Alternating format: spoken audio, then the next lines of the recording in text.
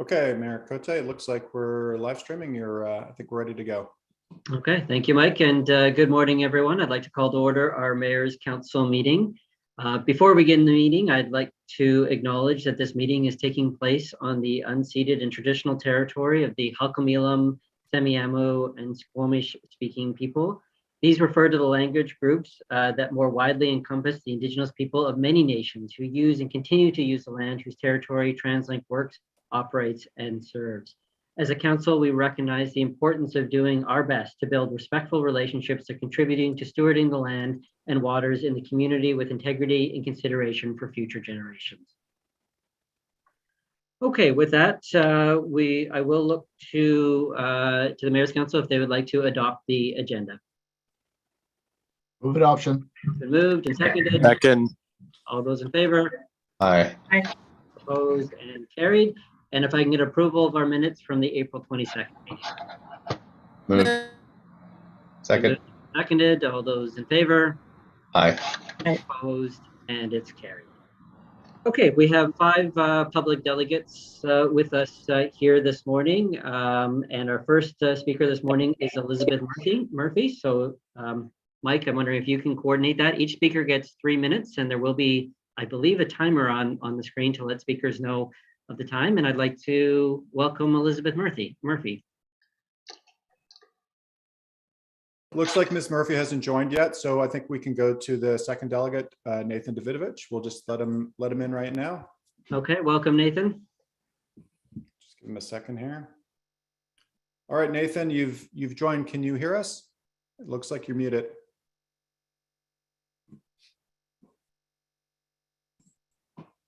Nathan, are you on the line?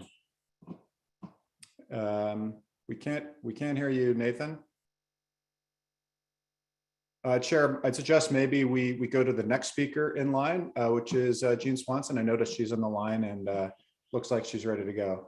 And Okay. we can come back to Nathan and We'll circle back to the first 2 speakers, but welcome, Jean. Good to see you, and the floor is yours. Thank you. Nice to be here. Nice to see all you guys. Yeah, I'm Jean Swanson. I'm a Vancouver City Councillor. I'm frustrated by the transit cuts and the fare increases when we're in a climate emergency. I'd just like to start by quoting from Mark Beechin's article in the Georgia Strait. He said, TransLink's discussion guide for these plans asserts that the Metro Vancouver region and everyone who lives, works, and plays here enjoys a broad range of quality transportation choices. That simply isn't true for many low-income seniors and people with disabilities, and the situation won't get better without real leadership from Metro Vancouver's mayors and regional district directors. That's the end of the quote.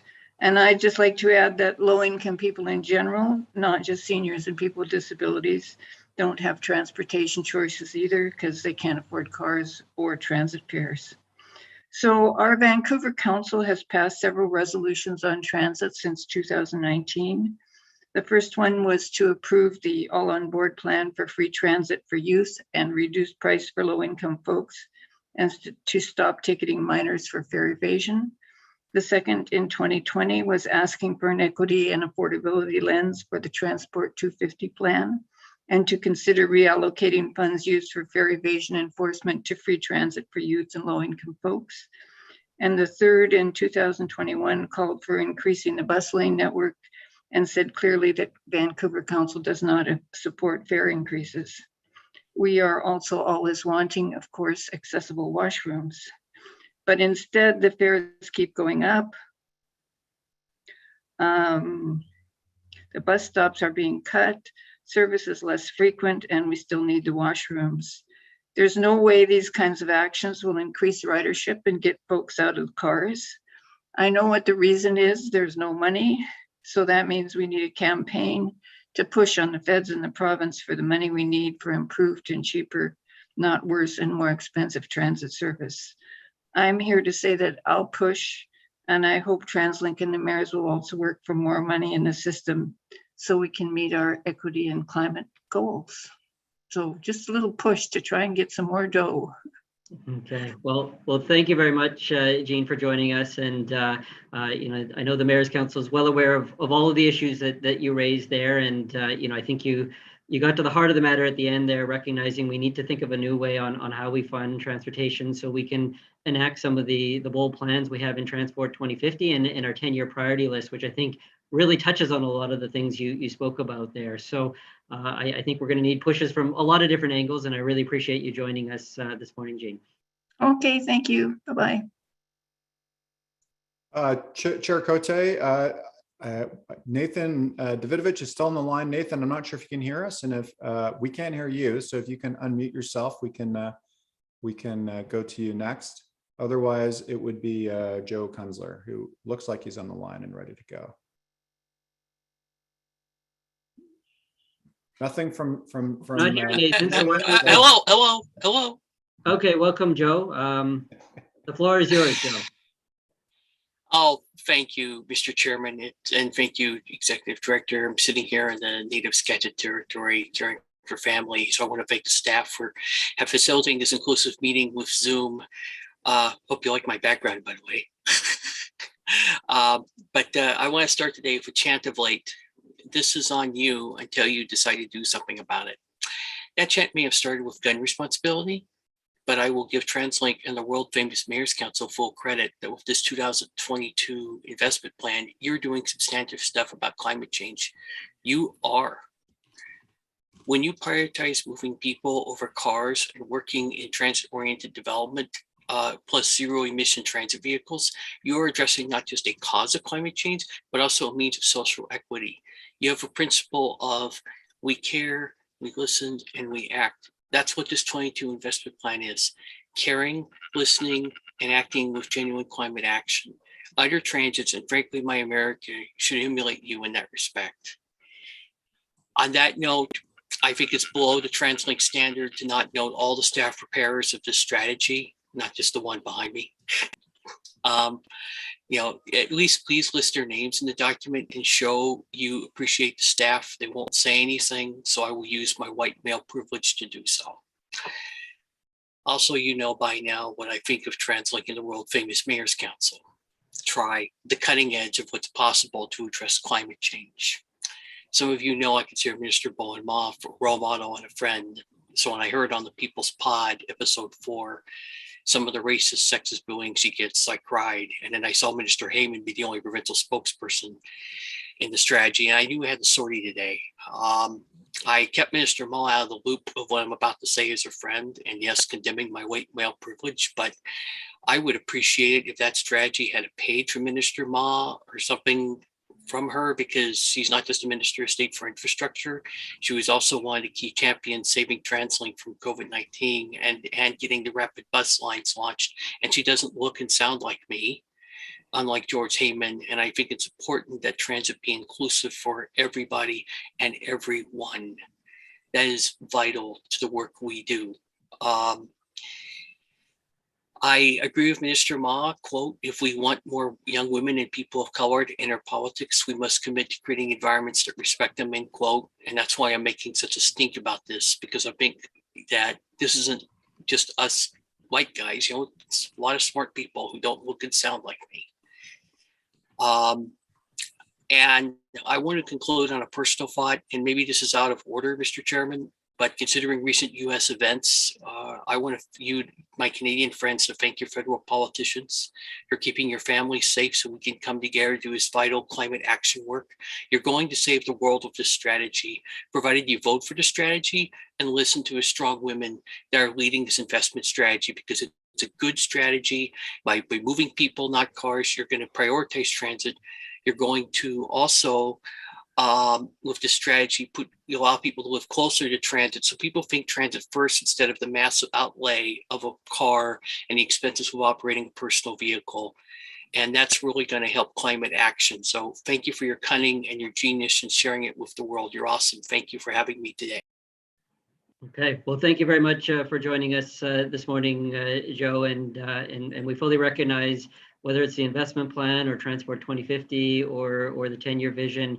There's so many partners and there's so many incredible staff at the TransLink team that do need to be recognized, and I really appreciate you spotlighting those amazing team members that have really helped a lot of this important work going forward. So thank you so much for joining us this morning, Joe.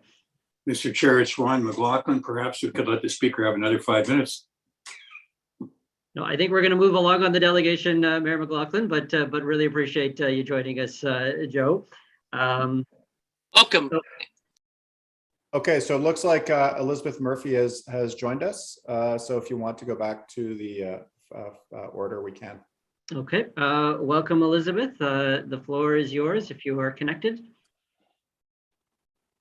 It looks like you're muted, Ms. Murphy. Yeah, there we are. Can you hear me now?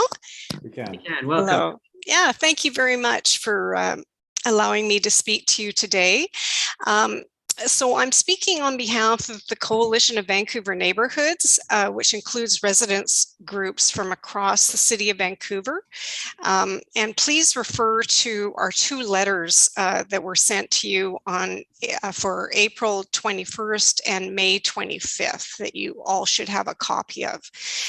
We urge you to not approve the Millennium Line extension to UBC as part of the 10-year vision, and to wait until a viable business case is made for transit that is based on community-supported planning for growth and required infrastructure and funded. There has yet to be demonstrated rationale for this proposed extension to UBC for a number of reasons. The costs of alternatives for Arbutus to UBC transit, staff were requested to bring this forward to you. And we note that the report that they reference is from 2019, well before the impact of COVID and the challenges to ridership recovery. And also the new reality of work and study from home and a satellite UBC campus in Surrey, and how these will impact ridership demand at peak hours in the future needs to be considered. So stopping the subway at Arbutus was originally intended to allow for connection to an LRT system from the Arbutus corridor and a branch off to UBC. However, what this report failed to consider other more affordable alternatives, such as an express bus with signal priority along 16th Avenue from the Arbutus station to UBC for commuters. That was never part of the considerations. And the express options would have less stops, but the report only considered the number of transfers, not the number of stops. And also additional rapid bus route expansion was not considered along 16th Avenue and 4th Avenue. So there's considerable transit capacity expansion for electric rapid bus options on 16th and 4th that were not considered as part of this study. So optimizing 3 different routes of electric bus along 16th and 4th Avenue and Broadway could provide a lot of capacity. Vancouver was designed pre-war, before the common use of the automobile. It is inherently transit-oriented, as everywhere is within a 10-minute walk of an arterial road. Vancouver was designed around the streetcar, which was converted to electric trolley buses. So and Elizabeth, we've reached the end of the time, but maybe if you just have a concluding remark for the Mayor's Council. Oh, that's not very much time at all. Yeah, I do have a couple things. First of all, the densities that are proposed for west of Arbutus are not realistic because they are not community supported. It is a very different community when you go west of Arbutus towards UBC. And also the related CACs to pay for transit are not likely to be achieved. And and also is a form of downloading onto the city rather than the provincial and federal responsibilities of transit. And this has a big impact potentially on the city's capital plan and also other measures for civic amenities, as well as. So I'm gonna cut you off there, but okay. I really do appreciate you joining us, Elizabeth, and obviously a major project that we're working on, and obviously there's some local land issues that you're very keen and interested about. But we appreciate you joining us here this morning. But we do need to move on to our next speaker. Mike, is Nathan available yet? We'll see if he's present. I've emailed him a couple times. I'm not sure if he's having technical problems, but so Nathan, can you hear us? Laura Chow, is she? Yep, it looks like Laura's here. She is. Hello, can you hear Hello, me? welcome, Laura. Thank you for having me. So good morning. My name is Laura Chow, and I'm a senior planner with Vancouver Coastal Health's Healthy Environments team.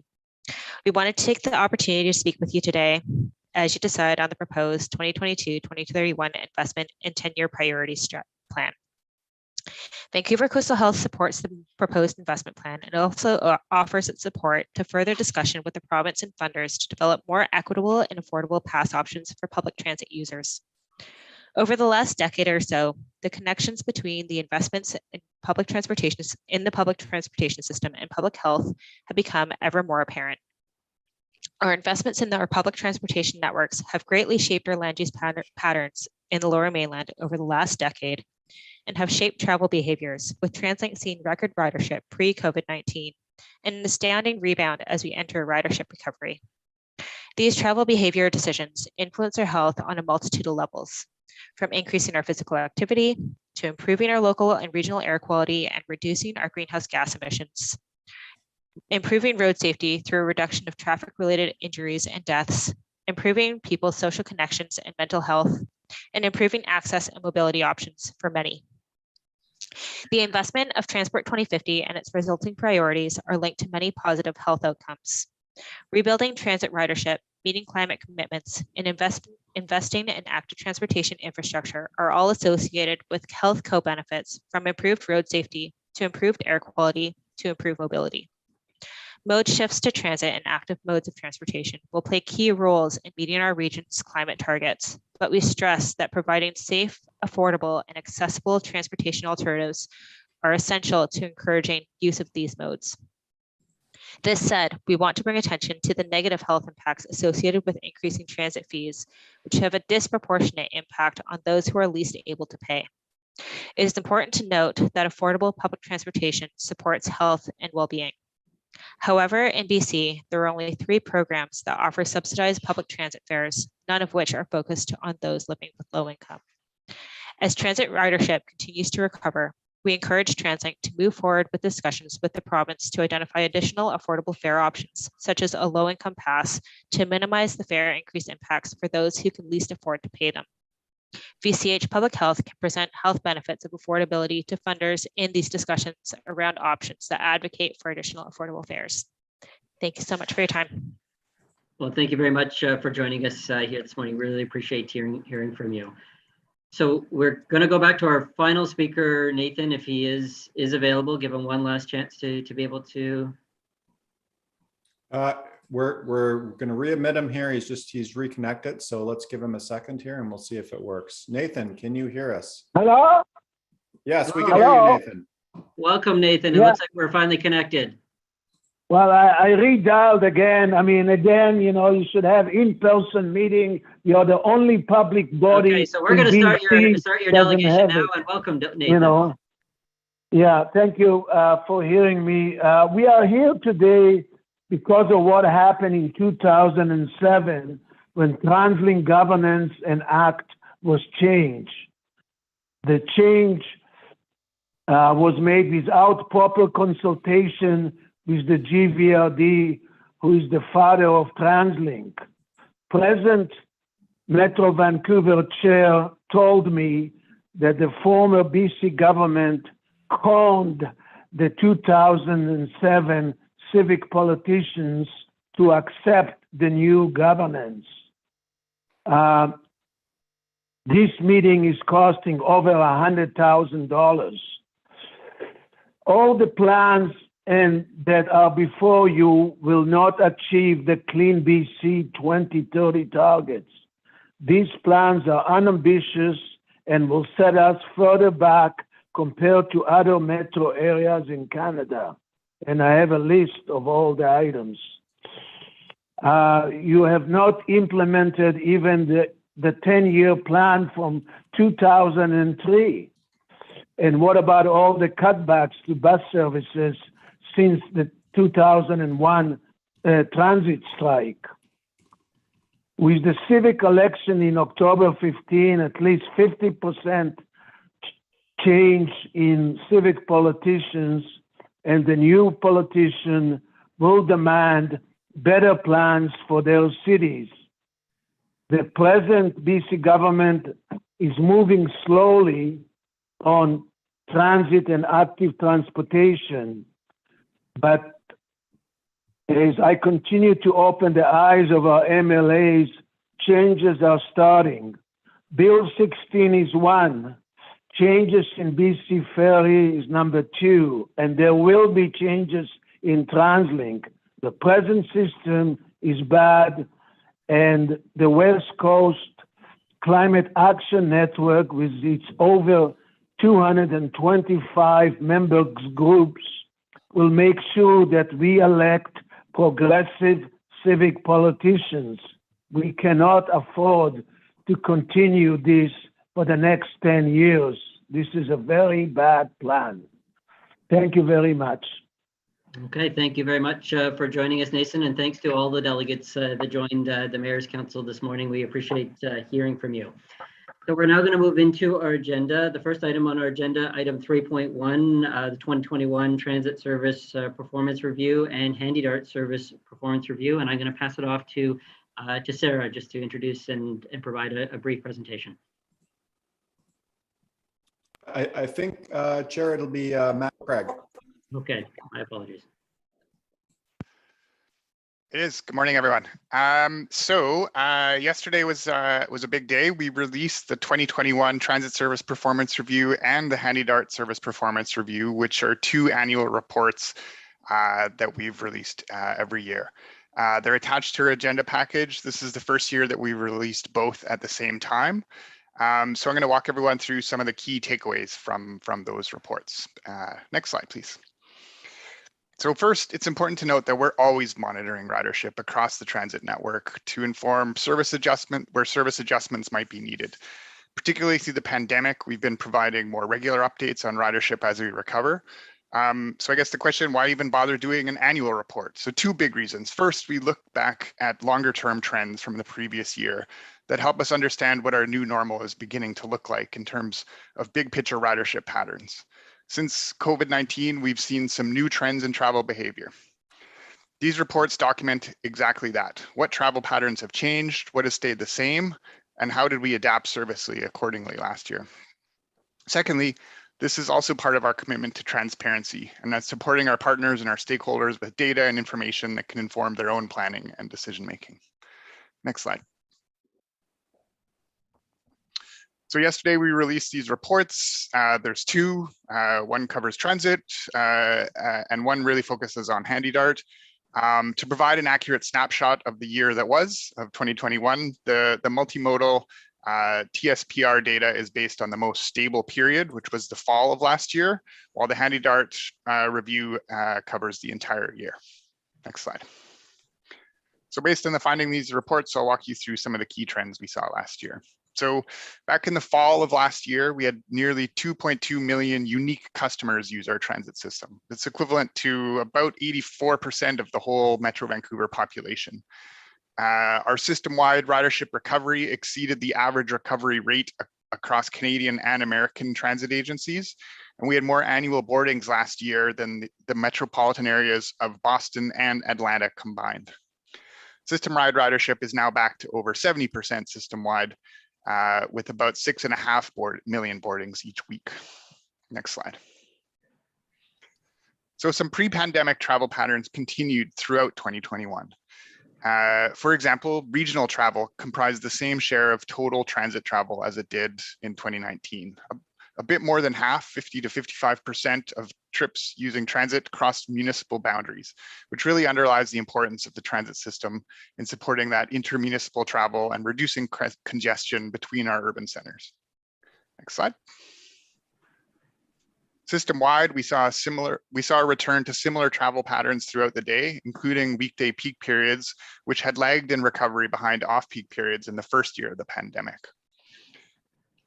This pattern suggests that a variety of different drivers of travel activity have begun to resume: in-person work, social activities, or regular day-to-day errands, and people using transit for all those trips. Next slide. As in the past, buses that run frequently throughout the day continued to rank among our top 10 bus routes and helped to drive ridership across the region, including a number of the new rapid bus lines. Next slide. Some pre-pandemic travel patterns became even more pronounced last year.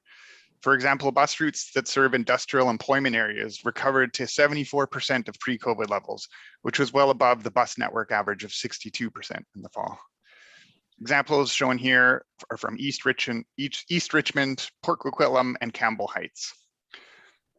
We know that the nature of this work, industrial workers continued to go to work in person, while many other employment types continued to be remote. Next slide. Bus routes that serve universities and the kind of typical 9 to 5 commuters have come a long way in their recovery since the first year of the pandemic. With the lifting of restrictions on workplaces and the return of in-person classes, university routes recovered to 61%. Back in 2021, they were down at only 20%. And kind of more typical commuter bus routes recovered to 51%, about double what they were in 2020. Next slide. The top 10 busiest SkyTrain stations really remain mostly the same as in 2019. The top 5 were exactly the same, and otherwise some small movement. For example, Joyce Collingwood, which is where we introduced the new R4 rapid bus, moved up a few spots. Next slide. So a reminder, all this data is from fall 2021. We're seeing recovery now across the system, but what we really saw in 2021, the Southeast subregion was proving to be the regional leader in ridership recovery, with boardings at 75% of pre-pandemic levels in fall 2021. For reference, we're now up to 80% in the Southeast. This is certainly an area where we saw relatively lower rates of working from home and higher rates of continued transit use during the pandemic. We also saw in Maple Ridge and Pitt Meadows a similar high ridership recovery, primarily driven by the new boardings on the R3 rapid bus. And we saw a ridership recovery in the Vancouver and UBC subregion, while a bit behind most other subregions because of lower ridership recovery in the central business district downtown. Although for comparison, comparing fall of last year to today, we're seeing a much higher ridership as people begin returning to work downtown. Next slide. Like in 2020, ridership continued to return a little bit more on weekends than on weekdays. We think this is related to people returning to transit for recreation or errands while still traveling less for work during the week. This trend continues to this day, as we saw weekend transit journeys recover to 90% of pre-pandemic levels last week, while weekday journeys were lower at around 70%. Still important to note that the total weekday ridership still hugely outweighs weekend ridership. Next slide.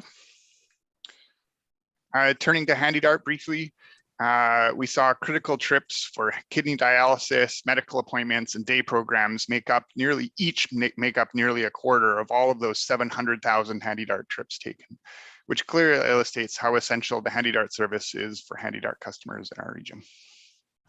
Next slide. The service performance reports are also a useful document of how we adjusted service in the year. As mentioned earlier, the Southeast had a faster ridership recovery, and we also had some overcrowding on some of those bus routes. So between 2020 and 2021, we increased bus service in the Southeast by 8%. And just to put that number in context, the entire phase 2 of our previous investment plan was an 8% bus service increase network-wide over 3 years. Some routes that received increases included the 319, future rapid bus route, and the 531, which serves Campbell Heights Industrial Area in Surrey. These service increases were made possible by reallocating service from areas of lower demand where there was available capacity, and we were sure that we wouldn't be leaving people behind. Next slide. In other subregions, we also increased service where there was overcrowding and strong ridership recovery, including to serve those industrial employment areas, as well as BC ferries. So we saw people returning to travel last summer and fall. Next slide. So to close, the TSPR and the Handy Dart Service Performance Review are documents that help illustrate how important TransLink services are for regional recovery, getting people back to work, to school, to medical appointments, anywhere people need to go. I think they can also help as we begin to plan for the future. And while I included a number of references to pre-COVID ridership, it's really important to acknowledge that the customer experience back in 2019 wasn't ideal. We had chronic overcrowding across the system. So this kind of performance reviews, they can help us as we plan for the future and what kind of service do we want to provide to accommodate what we see as increasing transit demand. We also note in the document the financial support from senior government that was really essential in enabling us to continue to rebound with strong ridership. So the Transit Service Performance Review is available on the TransLink website. Happy to answer any questions that folks may have. Okay, well, thank you very much, Matt, for that presentation. A really good snapshot of 2021. I'll now open up to the body if there's any questions or comments. Mayor Buchanan. Thank you very much. And thank you very much, Matt, for the presentation. Great to hear the numbers that you provided. Two things. One, I'm just, when we talk about, so if we talk about where we are now, 70% of ridership, and we talk about a new normal. In pre-COVID, we know that the ridership was over capacity, and so not the greatest experience. And so when we say 70%, are we saying 70% of what was the overcrowding, or 70% of what we would like to have as sort of at 100% capacity where it's comfortable for people to be riding? Yeah, it's a great question. So the 100% that we refer to is the total system-wide ridership. Even back then, that was not evenly distributed across all services in all directions throughout the day. And so, that's where our team is able to dig into those details, looking at, every bus route, every SkyTrain line, every C-bus line, by hour, by day, by direction. And, really, looking forward to that future of what do we want that to look like? And we know what we don't want it to look like is leaving people behind and providing that frequency that we know can attract people to use transit.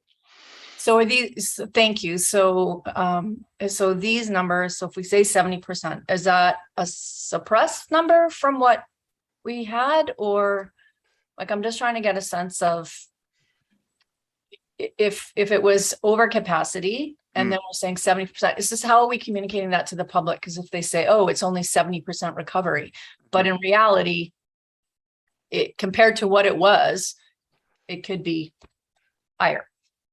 Yeah, what's not included in the 100% from before is people that weren't able to get on the system or weren't using the system because it was overcrowded. But the 100% refers to the total boardings from the system that we saw pre-COVID. And so 70%, it's relative to that. It is important, I think, from the perspective of kind of fair recovery and the financial side, and which I think is partly why we continue to report it. Okay. And then Chair, if it's okay, I have a second question.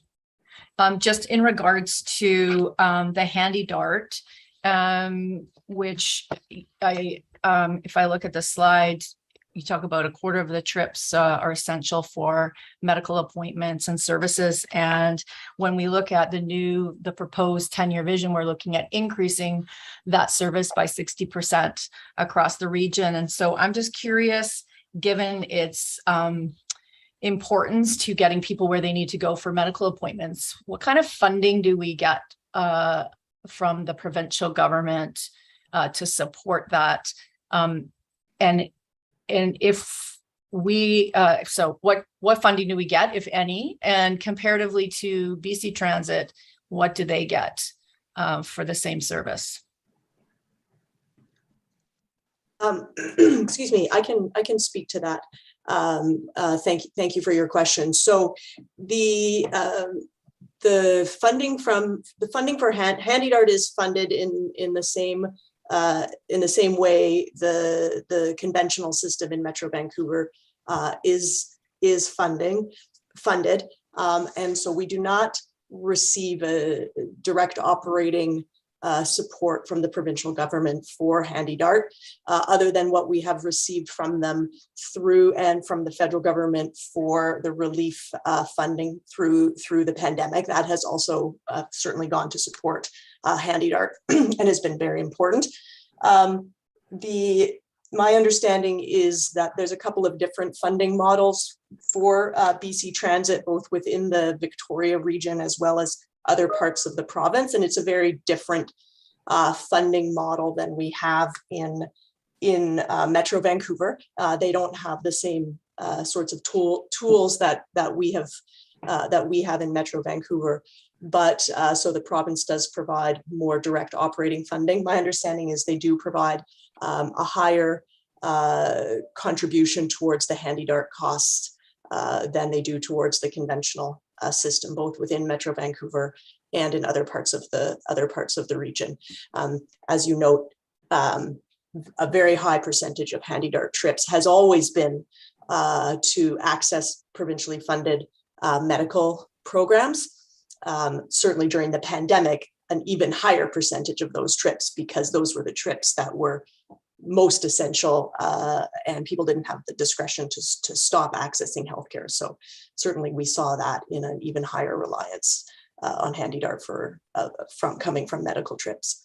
I also just maybe if I could touch on your first question around the overcrowding on the system. So as Matt said, that denominator that we're benchmarking against were in many parts of our system across the region and at all different times of the day based on very, very significant overcrowding. And so 70% is in, we're seeing some overcrowding, but not nearly like what we saw before. And we certainly want people to come back to transit and people are coming back to transit, but we certainly also don't want them to experience the kinds of overcrowding that we had before. So we've been doing quite a lot of work to do the best we can with the resources we have available to be monitoring that, to reallocate services where we think we have some extra capacity to places where we think we need capacity. So that's to Matt's point of we're always monitoring the system and working to adjust where we can. But people will still experience buses that feel full, that are full, and that is even at 70%. We certainly have trains and buses, and that there's all the seats are taken and people are still standing. That's as Matt noted, we are very, very strong ridership in this region, and so those are some of the things that we work through as we monitor our ridership in our system. Well, thank you. If it's okay, Chair, I'd just like to comment. So thank you for that, Sarah. I think that just to speak to the latter first, I think 70% is an excellent return, and I certainly think what we're proposing in the 10-year vision is going to only hopefully increase the ability for people to be using transit, and having that fast, frequent ridership or service will hopefully make that customer experience as well as the infrastructure around what people have asked for around washrooms, et cetera, is only going to make it a better experience. So I think we're doing outstanding, as Matt presented in his slides, compared to other North American areas. In regards to Handy Dart, I do think and appreciate absolutely all the funding we get from senior levels of government, and recognize that it's a different funding model than perhaps our BC Transit service. However, we are going to be increasing that. We're having an increased aging population. We're going to see more and more people using HandyDART to perhaps access those services, which are health services. And so I think, if I recall, there was an ask in 2018 from the province around support for providing that service for people accessing medical services. And I think we should continue that advocacy and look for how we can support the expansion of that service and for people to get to where they're going, because that at the end of the day is going to make them healthier and actually will cost less it will cost less to get them to where they need to go versus having them end up in hospital if we can't provide those kinds of services. Thank you. Okay, thank you, Mayor Buchanan. I'm not seeing any additional hands, so I'll look for a motion to receive the report. So moved. Been moved and seconded. All those in favor? Aye. Opposed? Carried. Okay, that brings us to item 3.2, which is the cost considerations for the Millennium Line UBC extension. And I'm going to pass it off to Sarah to introduce this item. Yes, thank you. Thank you very much. This is a follow-up to a request at the April 22nd Mayor's Council meeting, where the council endorsed the station locations for a potential extension of Millennium Line to UBC along the Broadway corridor. And what we're providing here is, there was questions around what other corridors had been and other alignment options had been looked at.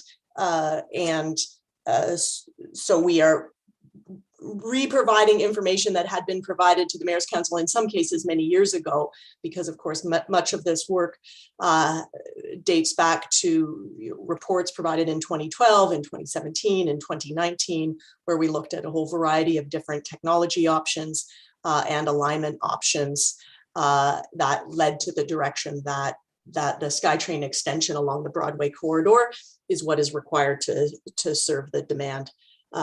Very, very high demand in this corridor. And in the report also is a couple of maps that help illustrate that with the Millennium Line extension to Arbutus, the most direct line, shortest distance to the center of UBC, where the destinations cluster is directly along the Broadway corridor. So that information is provided in your package. They're happy to take any questions. Okay, thank you, Sarah. So we'll open up if there's any questions from the group. Director McCutcheon. Sarah, there was just in one of the presentations by delegations earlier, there was reference that the extension to Arbutus was always planned to just be to Arbutus, and then there'd be a number of various bus lines out from there, or possibly light rail. I wonder if you can just clarify if that is correct or not. That is not correct. In the 2014 Mayor's Vision, it was set out that there would be a rail rapid transit to UBC, that the first phase of that would be a Millennium Line extension to Arbutus, and that while that first phase was the planning work advanced, so that we would do a business case development to determine how a rail connection for the rest of the way to UBC would be provided. As part of that work, we did look at LRT options, including both single LRT or a network-based LRT options, as well as looking at SkyTrain options. And that work, which was provided to the Mayor's Council, and as I just referenced, confirmed that the Millennium Line extension, so the SkyTrain technology, is what is required to serve the demand in that corridor. Okay, thank you. Mayor Brody. Thank you, Mr. Chair. I remember when this was brought up by Mayor Hurley at the last meeting, and he ended up asking for a couple things, talking about the cost effectiveness of other lines, but he also asked for the cost. And I don't see any numbers in here that talk about cost. I mean, it's all cost effectiveness. It doesn't work for this reason, for that reason, whatever. But I frankly, Mr. Chair, I don't think this report is complete because it doesn't talk about costs. So Sarah, I don't know if you have some comment on that, and some of the past studies, I'm not sure were necessarily provided here that were referenced in that that might have some more of those details. Yeah, there are further details in some of the reports that that are linked, and of course, in order to have to measure cost effectiveness, we do also have costs. So at differing degrees for differing projects, we can provide some further information about the costs. When you look at the reality is of a SkyTrain extension, to divert from a SkyTrain off of Broadway and Arbutus to go up to a different corridor, which would be a much longer alignment. It's not going to be less expensive than going to the shortest alignment. Well, the whole issue, or I think, and I'll ask Mayor Hurley to speak for himself, of course. But as I understand, one of the main issues here that we have to determine, and it's left for the future, is the kind of incremental costs of the choice that have to be borne by the host community plus various third parties. And so that's where it becomes important to know, you know, the cost of what you've got planned and the cost of the other possibilities. So I, for one, Mr. Chair, would look for more information from staff on that particular point. Okay, well, why don't we go to Mayor Hurley and we'll circle back on that. Mayor Hurley? Yes, and Mayor Brody is correct. What I was asking for mainly was the cost of the basic system, like the rest of our communities have, above ground, and then you know, the difference of going to the luxury underground system, and you know, how is that cost going to be picked up? That's really what we're trying to get to. And without the cost of that very basic system, like we have in Burnaby, and certainly they have in Richmond and East Vancouver, you know, then if that side of the city wants to go to a luxury underground system, then those costs should be picked up by that the community that's asking for that. And that's why I was asking for cost, so that we can compare the two. And that's not in this report for sure. So what I'm going to suggest is we receive the report at this time, but put a request to staff to provide further cost differential details, which I think it gets to the heart of what Mayor Hurley is asking for to add to that. I don't know, Sarah or Kevin, if you have any comments on that, if that's a workable next step. Sure, absolutely. You know, in reviewing the report, you know, it does appear that we, you know, provided links to some of the technical analysis that includes cost effectiveness, but we did not certainly call that out in our report. And so I think that's a great suggestion. We will go back and make some revisions to this report to really pull that out.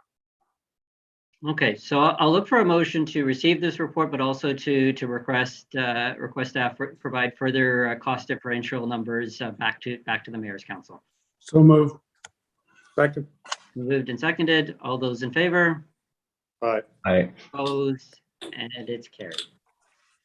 Okay, that brings us to the end of our regular Mayor's Council meeting, but we do have a joint TransLink Board Mayor's Council meeting, which I believe is scheduled to start at 10 o'clock. Is that correct, Mike?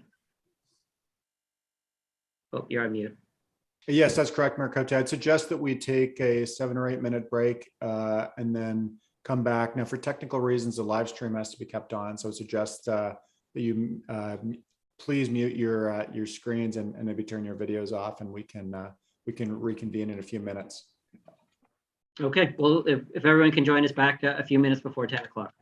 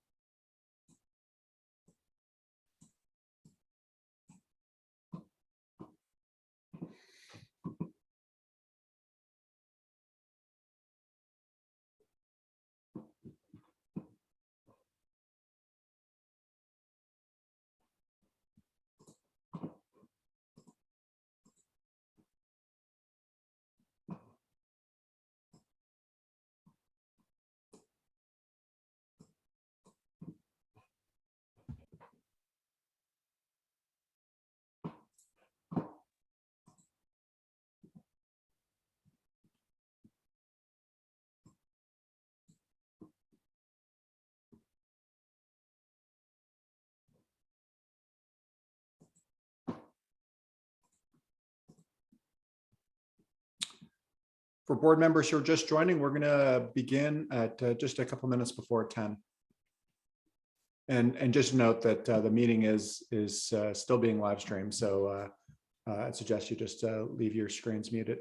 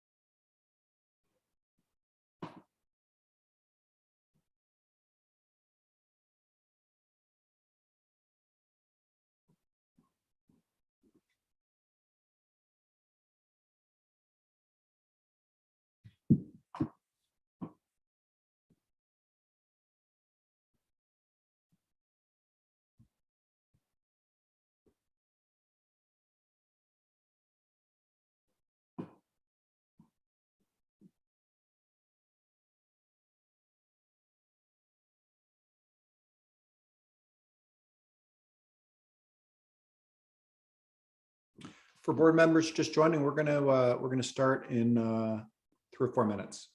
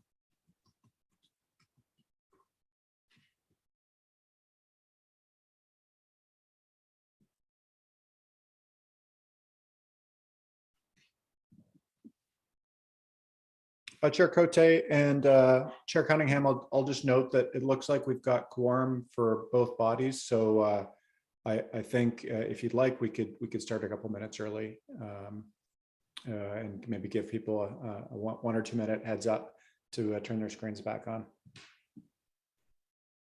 Thanks, Mike.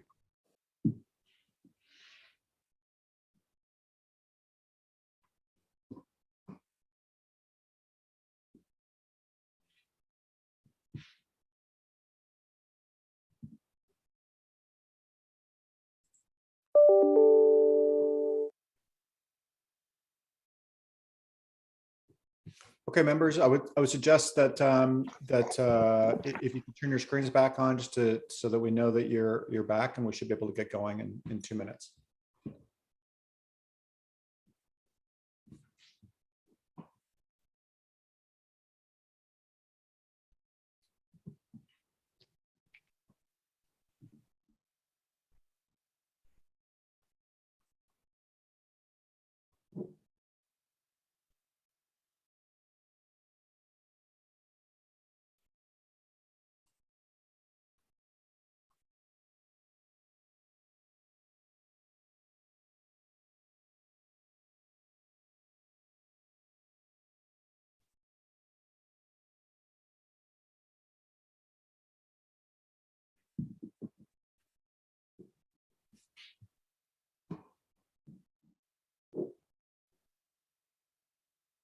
if the remaining members could, if you're back at your computers, just turn your screen back on so we know that you're present, and Chair Cunningham should be able to call the meeting to order in a minute or two.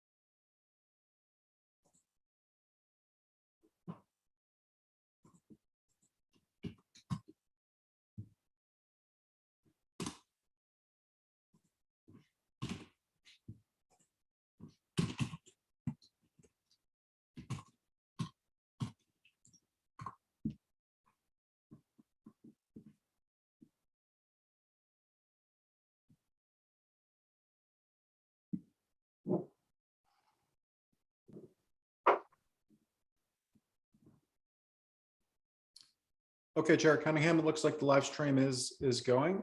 So I think you can start whenever you'd like. Thank you very much, Mike. Well, good morning, everyone, and thank you all for coming today to our joint meeting of the Board and Mayor's Council. I'd like to call this meeting to order. To start, I'd like to acknowledge, respect, and celebrate the Indigenous nations on whose territories we are fortunate to live, work, operate, and serve. We recognize that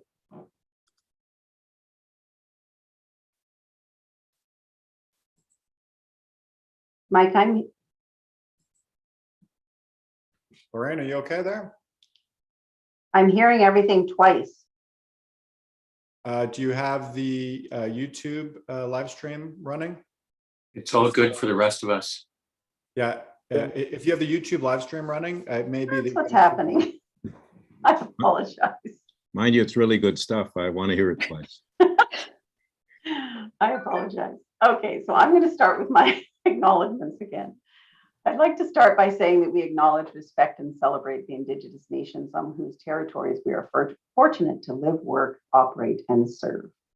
We recognize that in planning and managing the region's transportation system, we have a role to play in supporting reconciliation with Indigenous peoples. We are live streaming, and as you saw, we were live streaming twice on my computer. This public meeting on TransLink's YouTube channel, and you can see who's present for this meeting in the presenter tab in Zoom as well. I would ask all members to keep their videos on during the meeting so we can see that you're here. And Mike, I just want to confirm now that everybody's live stream is working well. It is. And Carol, as our recording secretary, are you able to confirm to me that you know who's present on the call via the Zoom app? Yes, confirmed, Chair Cunningham. Thank you very much, Carol. All right, so the first order of business is the adoption of the agenda. So for legal reasons, on more formal motions, we will need to seek separate votes from each of the board and then the Mayor's Council. But as much as possible, this will be a joint meeting. With that, I will ask for a joint motion to adopt the agenda. This agenda for today was posted last Friday in your documents. Can I have a motion to adopt the agenda? So moved. Second. Thank you. All those in favor? Right. Thank you. That motion is carried. The next item on the agenda is the report from the TransLink management. The main item on our agenda today is the approval of the 2022 investment plan. I will now ask the TransLink CEO, Kevin Quinn, and his team to present this report in your packages on page 2. So Kevin, I'll turn the floor over to you. Wonderful. Well, good morning, everyone. Thank you, Chair Cunningham. Thank you, Board of Directors and Mayor's Council for having me here today. I'll just start off by noting that it would be quite an understatement to say that the pandemic has brought a lot of uncertainty to our organization and to the transit industry at large. In this presentation, I'll provide an update on the 2022 investment plan, which will put us back on the right track by stabilizing funding and really helping to advance some priority transportation projects. Also attached to your package are new supportive policies agreements between TransLink and the City of Langley and Township of Langley. These agreements fulfill a Mayor's Council requirement of all new major projects, in this case, the Surrey-Langley SkyTrain, and provide commitments to transit supportive land use, affordable housing, and other aspects outside of the direct project scope. So with that, next slide, please. With the return of transit ridership still uncertain, we're really focused on keeping TransLink financially stable for the next 3 years.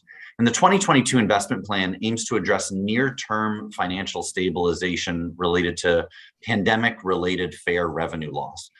We also know that fuel tax revenue is declining faster than expected from zero emission vehicle uptake. And given these uncertainties, this plan really focuses on stabilizing our finances through 2024, with any remaining gaps addressed in a subsequent investment plan. Next slide, please. As you know, we have bold ambition for the future, but the first thing we need to do is stabilize our finances after a pretty severe pandemic-related ridership and revenue loss, really while maintaining our services and our systems. So with this in mind, our areas of focus for the 2022 investment plan includes proposing to maintain current transit service levels, making buses more reliable through investments in bus priority infrastructure, things like bus lanes, queue jumps, and bus bulbs. This reduces the amount of time buses are stuck in traffic, which not only makes taking the bus a better experience, but also makes our transit system more efficient.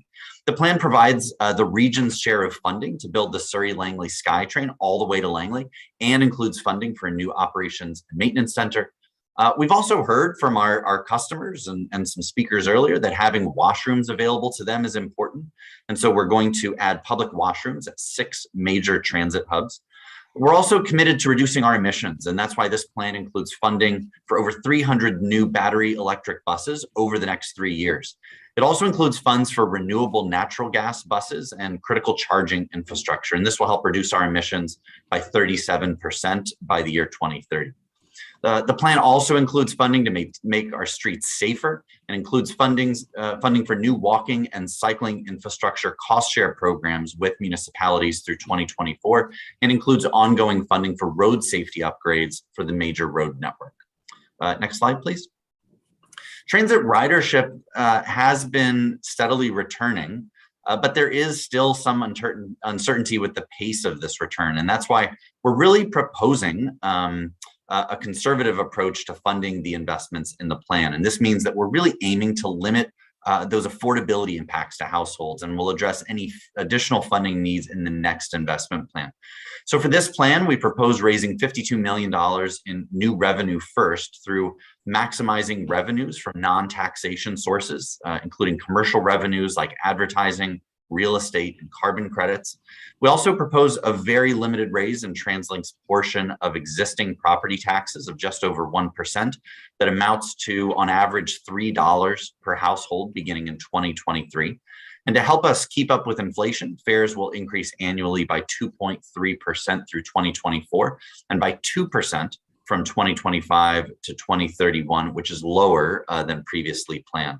And over the next 3 years, we'll really monitor how ridership and fare revenue return, and really continue to explore new sustainable funding sources with our partners.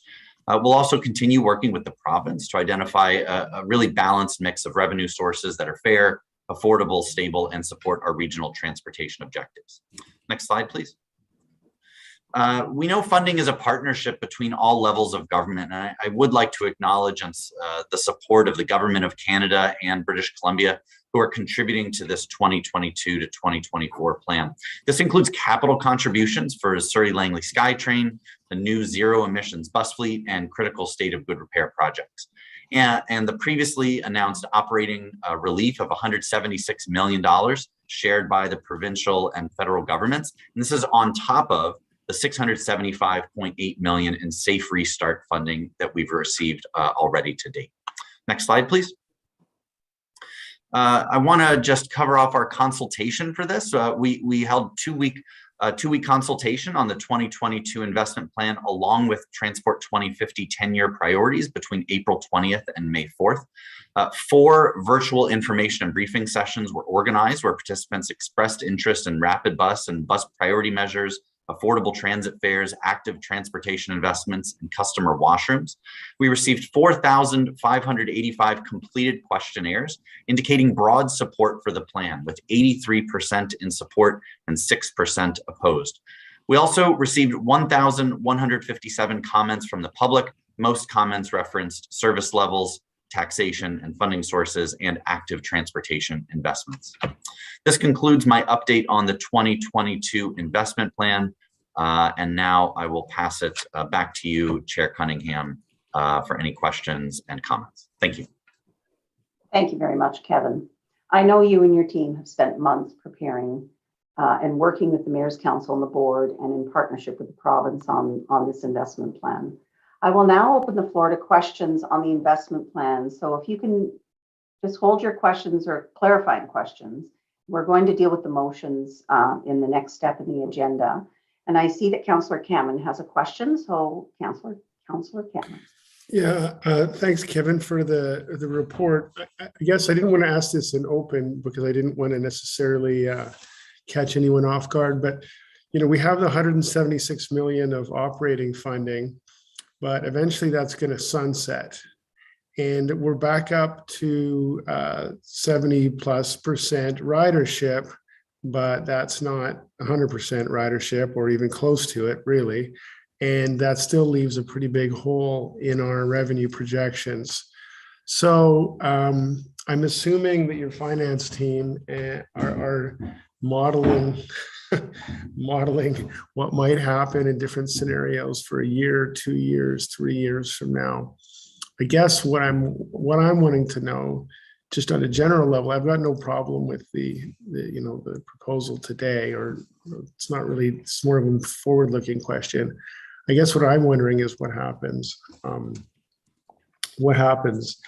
What are we going to do, or the future in a year or two when the province and the feds turn off the taps, and where are we going to get to, and what's the most likely path to navigate between decreased revenues, decreased senior levels of government funding, and the need to develop and the need to continue delivering the service? Thank you, Councillor Cameron. It's a great question, and one that we've been working a lot on. I think it's a multifaceted answer. So on one hand, I think, we sit here today not 100% sure of exactly where that ridership is going to track, right? And so we're coming out of a pandemic, and I think, like most transportation agencies, that's a big question for us. Our modeling is showing us getting to 80% by the end of this year, but we certainly want to see where that goes, and the answer to that question really sort of helps us realize what that funding gap is. So that's one piece of it. I think the other piece is working with our provincial partners, working with our federal partners, looking at creative funding sources. How do we raise funds through a variety of non-taxation sources, right? We can see the affordability crisis. We know the climate crisis in this region. We're going to have to get creative, no doubt. That said, I want to really point out, take a step back and talk about kind of transit and transportation from a North American context. And that is to say that I don't know of any other transportation agency in North America that is able to announce a 3-year stabilization plan. I want to note that we're in an astonishingly good position, that we have some time to figure this out. My peers and other agencies right now are struggling to figure out how they're going to get through the end of this year, let alone 1 year, 2 years. And so your question is a good one. We have a lot of work to do. We need to figure it out. We're going to have to get creative. I want to note that that's an enviable position to be in, and that our peers are looking at us and saying, hey, that's a region that really supports transit, that really understands the importance. And from what I've seen in my short time here, this is a region that recognizes the value in transit and the key partnerships that we have with senior government to really solve what we know has to be solved in terms of the transportation solutions for this region. Thanks. Thank you very much. Mayor Brody.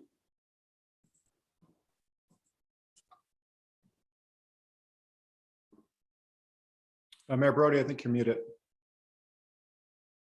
Actually looks like he's frozen a bit. No. Oh, there you go. Just if you read my mind. There you go. Madam Chair, just to clarify, my agenda says this is public. Is this not a public meeting? Are we in camera? It is a public meeting. Okay. My apologies. I'm sure no harm is done at this point, but I thought that point better be raised before we go farther. Yes, thank you very much, Mayor Brody, for that clarification. Did you have anything else? Any other questions? No? Okay, thank you. No, I'm good, thanks. All right, Mayor Buchanan. Thank you very much, Chair. And thank you very much to staff for the investment plan and all the work that's gone into getting us to this point, and to all of us, I guess. Well, I'll give kudos to all of us for making some of the decisions that we've had to be making over the last couple of years. So really thrilled to see what's in the plan.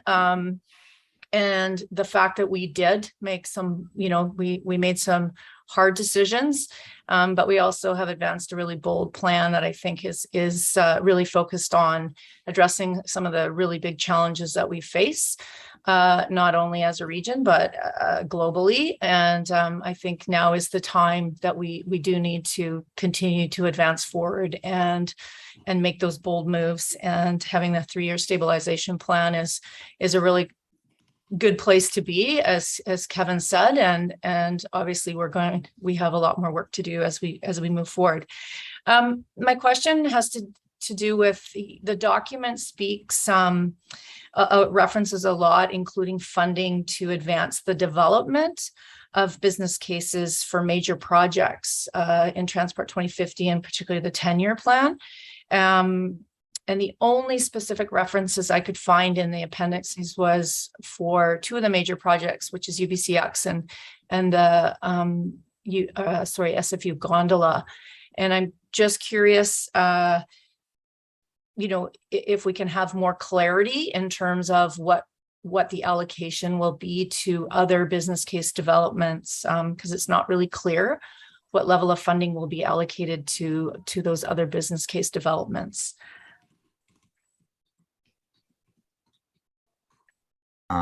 Thank you, Mayor Buchanan. Sarah, maybe I can turn this to you or your team. I'm not sure if you have that information on hand, or if perhaps that's something we can get back.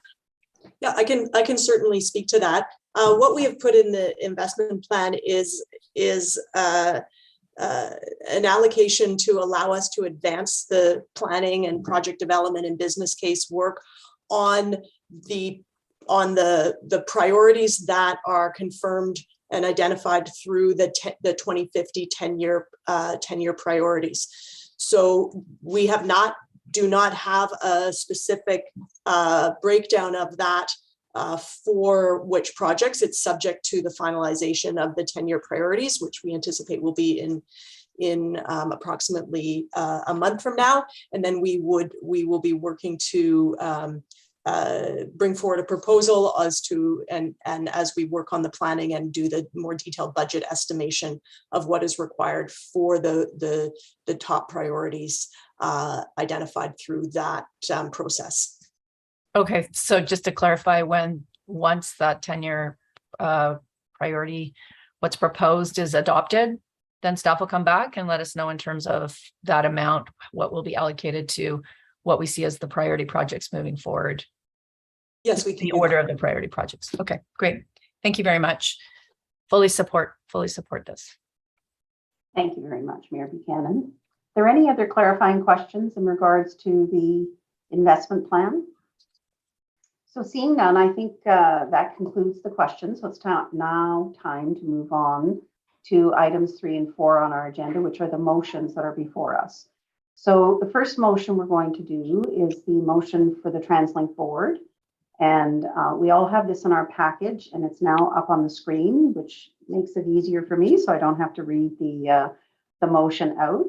So can I please have a mover and a seconder for the resolution that is in front of you? This is board members only, please. Marcelo Salo, second. Thank you very much. And now, any questions, comments in regards to the plan that's in front of you? Well, I have a few words. I just want to commend all those who have worked on this plan.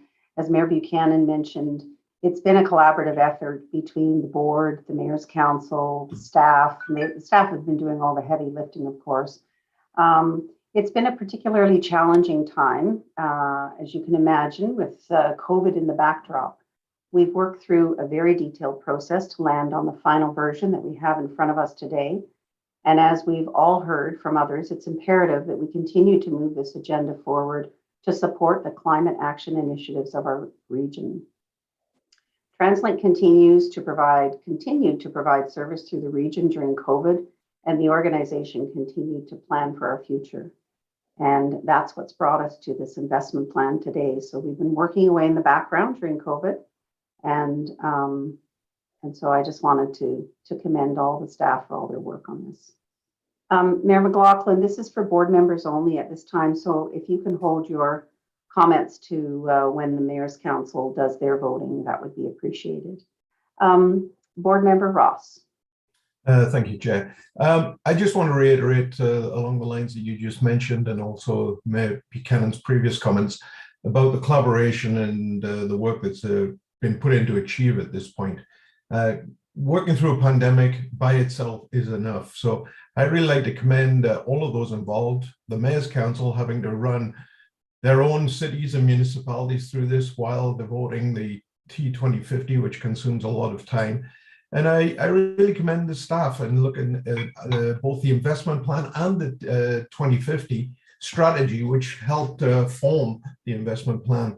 I'm particularly excited and worried about the challenges. We've heard about the affordability. We know we need new funding sources. We know to be sustainable and achieve the type of region and living area that we currently have and progress to a future, we're going to need those funding.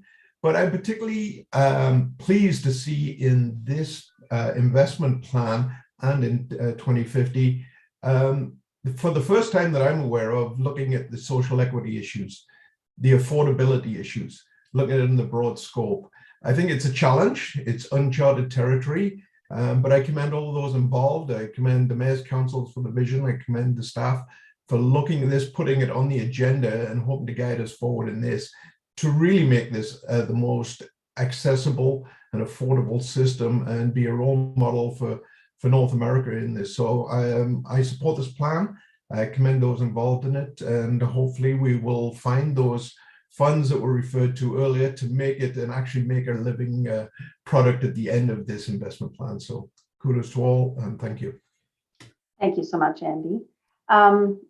Jennifer Chan. Thank you, Chair. I also wanted to add appreciation for this plan and pleased to support it, and note that it does serve to expand and stabilize transit service within the economic reality that we face. And I've just been so impressed by the commitment and professionalism and expertise that staff have brought in discussions and answering the many tough questions that the Mayor's Council and the board has brought to you throughout this period, in consistently raising our expectations and requests for this plan. So thank you for all your work in that. And I wanted to especially mention all TransLink staff from management really throughout the front line of the organization. I just hope that all staff can truly take pride in the initiatives and work that this plan envisions and recognize the impact that they all have on the livability of people in our region. And finally, I also wanted to thank the public who are at the center of our focus today and in all the other days that we're coming together to think about TransLink's work. especially all of the communities that have engaged in that consultation and feedback for us, who will rightfully, I expect, continue to hold us accountable to the promises in this plan as well. So today we celebrate the plan, and next we do all the hard work to make it come true. So thank you. Thanks very much, Jen. So I don't see any other further comments from any board members. So we have a proposer and a seconder for the motion. So all in favor of the motion as presented? Aye. Aye. Thank you. Any opposed? That motion's carried unanimously. Thank you all very much. So with those resolutions approved, I will pass it over to Mayor Cote, Chair of Mayor's Council, and he's going to go through the process with the Mayor's Council now. So thank you. Okay, well, thank you, Chair Cunningham, and I do want to just give a note of thanks to the TransLink board, who's worked very collaboratively with the Mayor's Council through this process, and really appreciate all your work and the board's work as we've done this work. So I'm now going to open it up to the Mayor's Council. We do have a recommendation similar to the board's. I will like to highlight with the Mayor's Council that as per legislation, votes on the investment plan are automatically a weighted vote. There, we will do a roll call if necessary, if it's unclear, but we'll open up there. So first of all, I'd like to ask the body if they'd like to move the recommendation. Move the recommendation. So moved. Second. It's been moved and seconded, and we'll now open up the floor. Mayor McLaughlin. Thank you very much, Chair Cote. Was I asleep when we agreed to a property tax increase? I don't think I agreed to that. So yeah, that was part of the discussion. It's a small property tax escalator that is involved in this plan to help the stability, yes. So that has been part of our discussions.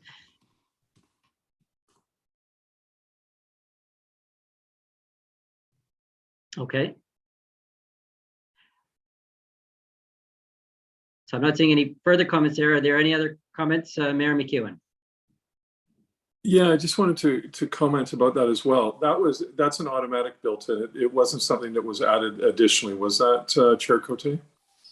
So there is an addition that's been made, and maybe staff can clarify there, that brings the escalator up 1.15% there to help with the funding stability, but maybe TransLink staff can just clarify.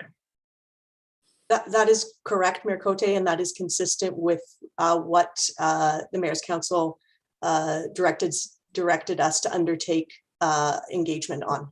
So this is consistent with what was in the engagement materials. Okay, Councillor Cameron.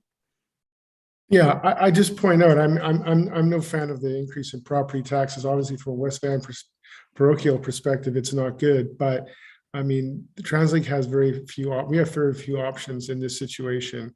We can't raise fares anymore. In fact, we should be lowering fares if we want to increase ridership.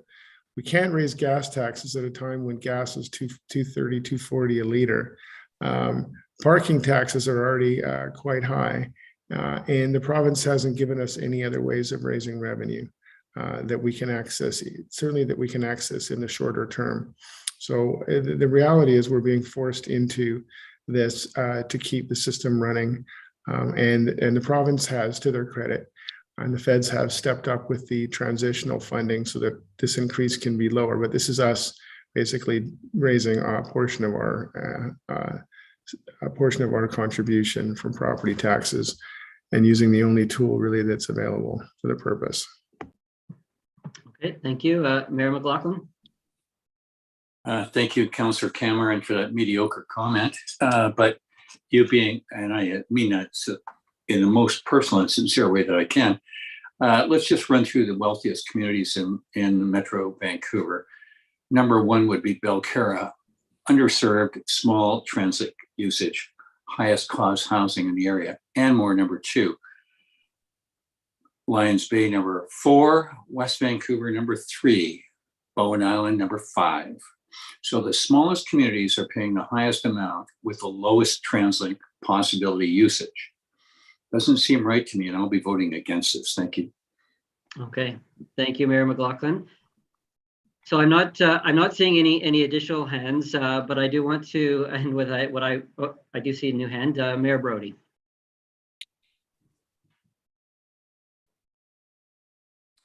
Because this issue of property taxes has always been a hot one, do you or does staff have the dollar figure for the average property that it's going to change here? Because my recollection is it was really small. It's a $3 increase in 2023.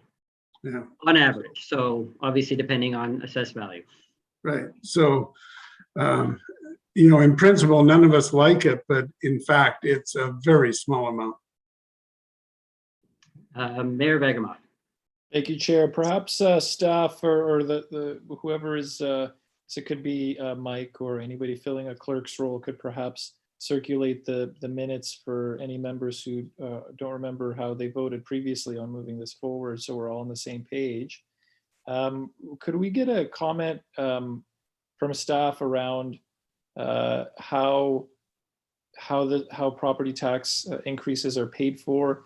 I do not believe that it's based on a simple assessment. I believe it's on your increase assessment. Could we get a comment on that? Would you like me to respond, Chair? Yeah, I think Chris, you're probably the most appropriate to respond. Thanks. Okay, thanks. Yes, the property tax, how it works is the increases on the total property tax revenue that TransLink has received. So it's a base amount. And then what we do is we take the assessed values of all of the property classes in our region, and we reverse engineer what that means on a rate basis per $1,000 of value of the property. So I think it's very similar to what municipalities do when they work up their budgets and how much they need, and then they, you know, figure out what that is on a per rate basis based on the assessed values. I see. With municipalities, it goes based on the value increase and not just the sheer value per the mill rate. I'm seeing Councillor Cameron there shaking his head. Maybe it's different in other municipalities, but based on your increase compared to other properties in the city is how it works here. Thank you. Welcome. Thank you, Mayor Stewart. Thank you. I want to reiterate concern over the continued use of property tax to fund transit. That said, I supported it because we were backed up against the wall with no chance to opt for something else.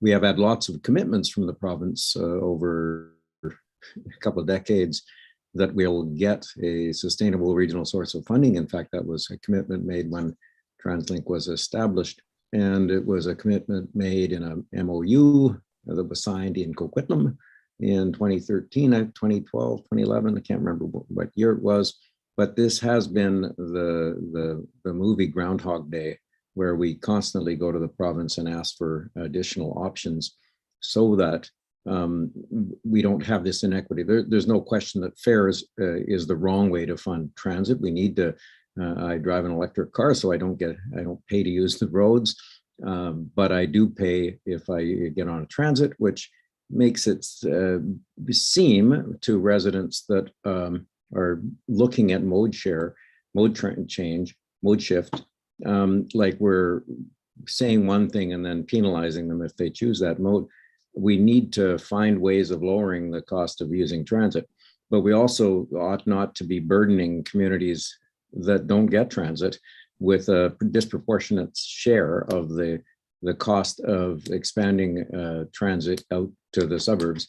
It has been a long-standing issue. I recognize that there are the inequity has been spoken about and is truly inequitable. That said, the province leaves us really with no tools in order to fund what we know needs to happen. This investment plan is necessary, and we're being directed to use tools that are not working, that don't work equitably, but that's life. Thank you, Mayor Stewart. Mayor Dingwall. Yeah, thank you, Mr. Chair. And first off, like others, both from the board and even the Mayor's Council, I just want to extend my appreciation to staff and been some remarkable work, not just in the last year, but over the course of the last 3 years. From my perspective, and like my colleagues, I am loath to increase property taxes. And from my perspective, this has to be the end of it. We can't keep going back to that trough. But what I'm really happy with my colleagues on the Mayor's Council, with staff, and with the board, is that we've been addressing two separate things over the last 3 years. One is regional equity, and I think this plan goes a long way towards addressing regional equity, and that's why I think you're getting a significant amount of buy-in from members of the Mayor's Council in particular, is that we've moved that needle a long ways, and I think we got further to go, but we've come a long way. The second one, and this is really around regional funding and finding a sustainable funding source. And absolutely no doubt in all of our minds we have to get there. But we've done a lot of really hard slugging over the last 3 years around trying to change our funding tools to local area benefiting taxes, third-party contributions, and in particular from the province and the federal government, more sustainable funding that we don't have to rely on gas tax or raising taxes. And so for me, this is a small amount, but it has to be the last one that we go to property taxes on. We just can't keep going there. So I will be supporting this. But again, I want to end on a real positive note, and that is that regional equity, we're much further advanced, as well as finding those tools for raising our regional revenue, which is about 20% of everything. So again, I think we've come a long way and further to go. Thank you, Mayor McEwen. I can't help but say that this seems like deja vu of 4 years ago, when we were trying to facilitate the mayor's initial plan, which was Surrey Light Rail. And we were in the same position here at the 11th hour. We had to come up with about, correct me if I'm wrong, but it was about a $17 to $18 million shortfall, and we had to go to taxes. And I guess my question is to Mike Buda is, because that plan was never exercised, were those taxes ever grabbed? Were we able ever to, where did that money go to for that the shortfall that was the 17 or $18 million? I'd probably suggest that Chris Staker as CFO is best placed to answer that question. Okay. Sorry, if I understand your question correct, are you referring to, so because we didn't implement all of the services in the investment plan? Is that what you're referring to? Because yeah, so we did, if you recall, our last investment plan had higher fare rate increases included. And when the pandemic hit in 2020, we did not increase our fares. And then in 2021, we increased them less than what that plan had assumed. That's not the question I'm asking. So we're in 2022. So back in the sort of similar time of 2018, previous to this Mayor's Council, we approved the Mayor's Plan, which was light rapid transit through Surrey. There was a shortfall that the government basically stood firm on, approximately $17, $18 million. We as a Mayor's Council had to basically hold our breath, vote yes to accept the fact that we were going to increase taxes at that point. That's hence the deja vu to the conversation we're having right now. And I just want to know, were those tax increases ever implemented, because the plan wasn't implemented? And if they were, where did that money go, and why are we coming back to the same trough again? Yeah, a lot of the plan was implemented. So the only thing that was not implemented was that Surrey, because it was determined that we were going to change that, but a lot of the plan was implemented. The increases that were done was an increase in parking tax and an increase in the fuel tax as well. What could you please let everybody know what the increase then was on the property taxes? Because at that point in time, it was above the accelerator, which is built into the program. Yeah, Mayor McCune, the Mayor's Council increased property taxes by an average of $5 per household to fund along with the property tax and fuel tax increases that and fare increases that Chris just referenced. So that funded the entire investment plan. Most of the investment plan was delivered. The funding that was identified and raised for Surrey Langley, or sorry, for the Surrey Newton Guildford LRT has been transferred and is contributing towards the Surrey Langley SkyTrain. And then, of course, our revenues in that period dropped substantially because of the pandemic. So some of those tax increases went to make up for shortfalls in fare revenues. I guess just in conclusion, this is the conversation that we're having today with various mayors. It's the same conversation we had 4 years ago where we said that this would never happen again. And guess what? So, and I know it's a nominal amount, but as other mayors in some of the smaller communities that aren't as well served, it is substantial for our taxpayers, as we are getting a disproportionate amount even through Metro Vancouver fees. And at some point, there is only one taxpayer. So I just wanted to leave it with those comments. Thank you. Thank you. Mayor McCallum.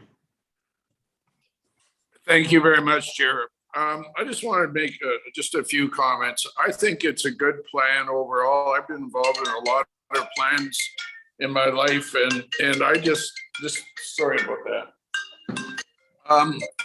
I've been involved in a lot of plans, and everyone's very difficult. It's hard to work.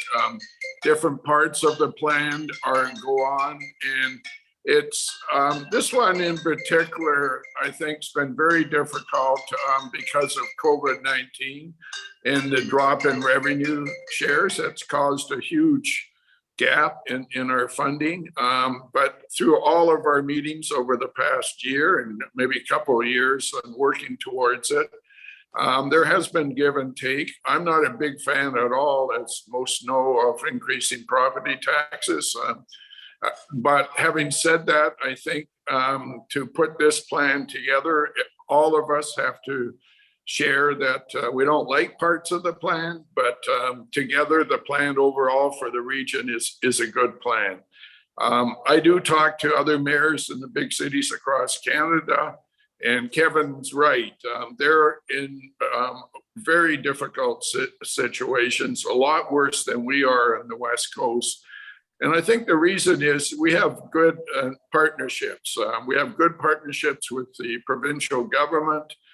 We have good partnerships with the cities, even though often we disagree in a lot of points. But in the end result, we come together for the region, for all the people in the region, not individual cities and so forth.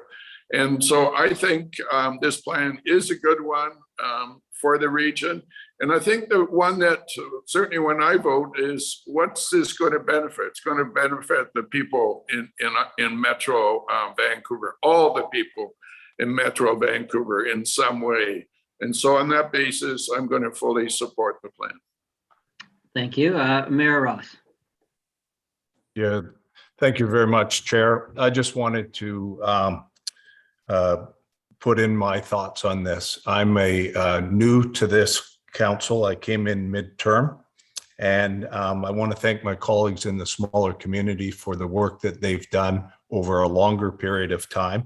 And there's no doubt that we believe our village and other smaller communities are underserved in transit, and also that our taxpayers get affected in a disproportionate way.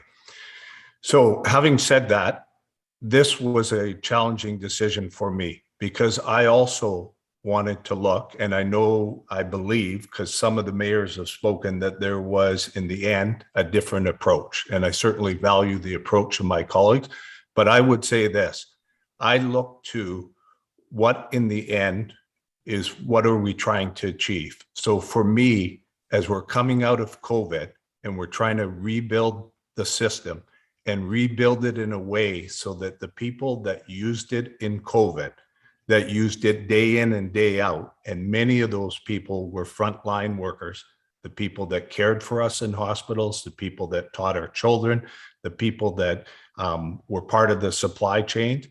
I needed to look at where the balance is. So for me, and it's only my answer, the balance was the give and take, and to support the plan overall, because I think this plan is going to help build us out of the pandemic and do it in a way that it supports everyone, but in particular, the people that depend on transit each and every day. And in turn, we depend on them. So thank you. Thank you, Mayor Ross. Mayor West.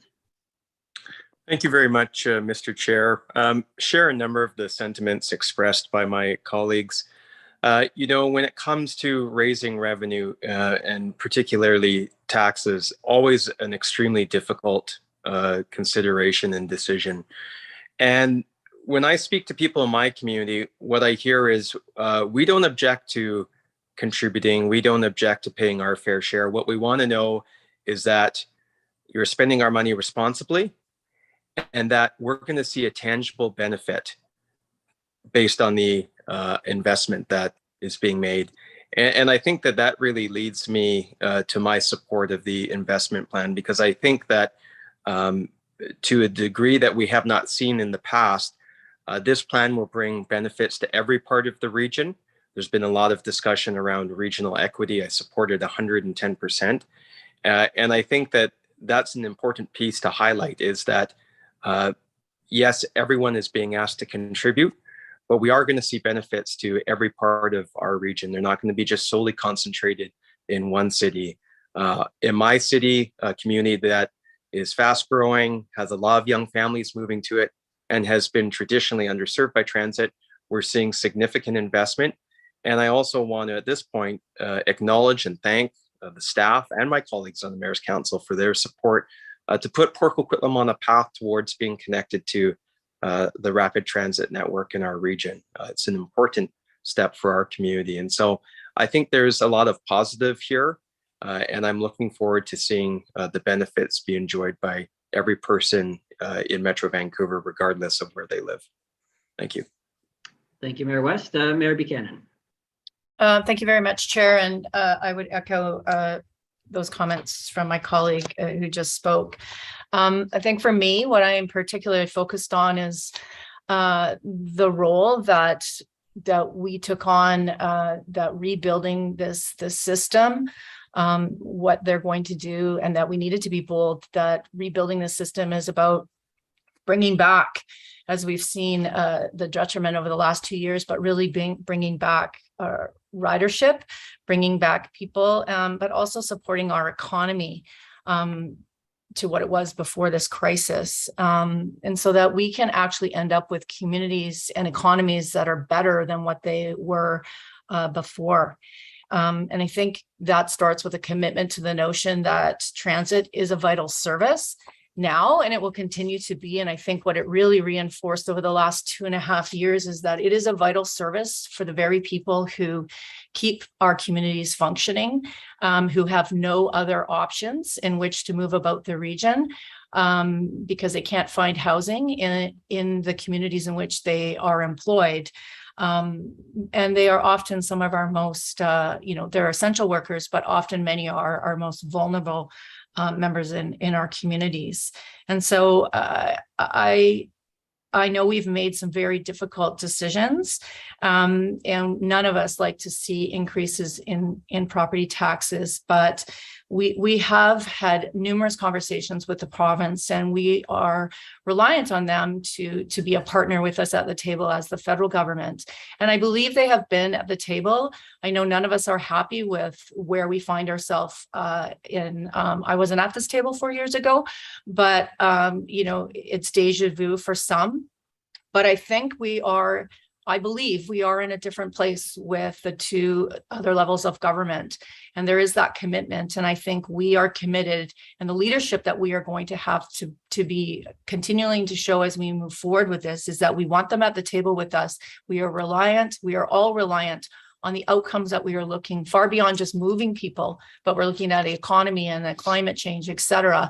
We are all aligned with those priorities, and we have to hold them accountable to them and support us as well, to make sure that the burden is equitable as best as it can be. But in reality, it does sometimes mean that some have to pay a little bit more in order to support others in our communities who perhaps can't. And I think at the end of the day, to Mayor West's point, we want to pay taxes and make sure that we're getting fair value and good service for the taxes that we're paying. And I think we're in a good place. Transit's the building block. We're in a really good place. I support this plan, and I think we must continue as a group to carry on the leadership with our senior levels of partners, and continue to find a way forward that's going to allow us to implement this plan as we envision. So thank you. Good, Mayor Buchanan, I look forward to your message to me. Okay, Mayor McLaughlin. Mayor McLaughlin, I don't need your commentary. Thank you. Okay, Councillor Morris. Thank you. I just wanted to add, I'm not really in favor of increasing property taxes, but I don't know what at this point what else we can do. And the plan is generally a very good plan. And maybe in the future we can look at a better way of allocating the costs. Something like we did down the road when the province started billing for policing to the small communities. It was a mixed allocation based on population and assessed values. And then it was allocated out on the basis of assessed values. So there are some other alternatives out there to do it that might be fairer and more equitable to the small community. Thanks. Thank you, Councillor Morris. Mayor Hurley. Yes, and like others who spoke before me, I will hold my nose and support the plan, which is a good plan overall. But from the property tax perspective, it's disappointing that once again we're being forced to dip into this thing, and given no other opportunities to have different ways to raise the funds. But I'd like to thank the staff and my colleagues. I think overall it's a good plan, but we really need to get together with the provincial government to find another way to have really reliable funding moving forward, away from going back to our residents for more taxes. I know it's only $3 on average, but it's still setting that precedent and expectation that in the future similar things will happen. And I really want to ensure that doesn't happen again. Thank you very much. I'll be supporting. Thank you. Mayor Froese. Thank you very much. I just want to say I'll be supporting this. The plan is good. We've worked very hard to get to the place we are today. It's been a great cooperation between the board and the Mayor's Council to really move our region forward. As far as the property tax, in Township of Langley, I think I've sung the song that I'm hearing, here too, that we're not well served, that we're paying too much, and that we should get more. And I think every community can sing that song at some point. However, the Township of Langley and other municipalities have paid their fair share for a regional transportation system which serves the entire region. The Surrey-Langley SkyTrain is a game changer for south of the Fraser. And we've stepped up and paid our share of taxes to put the Evergreen Line in, the Expo Line, Canada Line. All of those projects didn't come easy. They came with a bit of sacrifice. They came with some additional funds that nobody likes to impose on our residents. However, the benefits far outweigh the $3 for the average household, and maybe it's $20 in some areas for their households. But I don't see that as a burden, and I really appreciate those mayors who will support this and support a regional transportation system that is for all of our residents in the entire region. And it's great to see that finally we're going to get some rail out to the Langleys. And this small property tax increase goes a long ways in completing that project. So I just wanted to express my thanks to those who are going to support this. Hear, hear. Thank you, Vice Chair Froese. Mayor McLaughlin. Thank you very much, Chair. You know, I've listened to this and there's clearly a few points here, but the issue is about the property tax, and the mayors that have spoken are all, you know, holding their noses, if I can paraphrase, and like to do this. I got to tell you that, you know, the Lions Bay community really doesn't give a rat's ass about the Surrey to Langley SkyTrain. So it's unimportant to us, but the property tax issue is. And I think if you look at the motion that's before us, and I'm getting that smell from the other mayors, and I'm not sure quite how to do this, but I'll pitch this before you. The mayors are not happy with doing further property taxes. And I would be, along with this motion, if this was the final property tax increase relative to TransLink, or along those worded lines that sends a strong message to the provincial government that this is the end of the funding source. I'll leave that with you to think about that, sir. Okay, well, thank you, Mayor McLaughlin. And obviously what we're considering today is the investment plan that's presented in front of us.